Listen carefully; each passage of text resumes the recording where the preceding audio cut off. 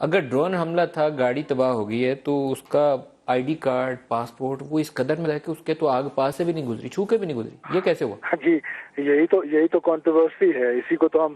ابھی انویسٹیگیٹ کر رہے ہیں، اسی کو تو ہم یہی تو ہمارا موقف ہے کہ یہ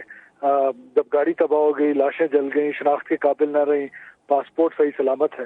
تو اسی کو تو ہم انویسٹیگیٹ کر رہے ہیں ملک صاحب۔ تو آپ کو یہ شک نہیں گزرتا کہ یہ ڈرون کے علاوہ راکٹ اٹیک بھی ہو سکتا ہے، جس کے بعد وہاں چیزیں آپ کو گرا دی گئی ہوں سسپیشن پیدا کرنے کے لیے؟ دیکھیں ملک صاحب،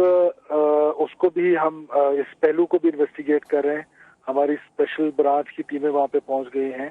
اور باقی جو ہمارے فیڈرل فورس ایجنسیز ہیں وہ بھی وہاں پر ہیں اور اس کو انویسٹیگیٹ کر رہے ہیں۔ میں ایک چیز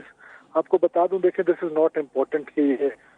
کیسے ہوا ہے، نہیں کیا امپورٹنٹ ہے نا ہوا جی، ہے، ہیلی لیکن کاپٹر بھی تو آپ کے میں اندر آ سکتے ہیں ساتھ کے، کافی تشویش پیدا ہو جاتی ہے۔ جی میں اسی پہ آ رہا تھا کہ امپورٹنٹ یہ ہے کہ پاکستان کی سوورنٹی پہ حملہ ہے، امپورٹنٹ یہ ہے کہ پاکستان یہی دیکھیں وہ ایران میں تھا، ایران پہ کیوں نہیں حملہ کیا؟ تو یہ دیکھیں یہ وہ بحثیت قوم، انہیں پتہ تھا کہ وہ قوم ری ایکٹ کرے گی، اور کیا اس میر قوم کے بارے سرفراز میں بگٹی صاحب آپ اس بات کی تصدیق کر رہے ہیں کہ مارا جانے والا شخص جو ہے یہ واقعی منصور ہے، ملا منصور اختر ہے یا کوئی اور ہے؟ یہ تصدیق آپ کر سکتے ہیں؟ باڈیز جی بلوچستان پولیس جی نے یہ ریکور ابھی کی ہیں نا وہاں سے، آپ نہیں، لوگوں نے وہاں سے ریٹریو کی ہیں باڈیز؟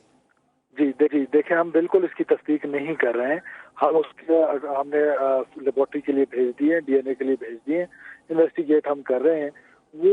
ابھی تک یہ قبل از وقت ہے کہنا کہ اس میں ملا منصور مارا گیا ہے۔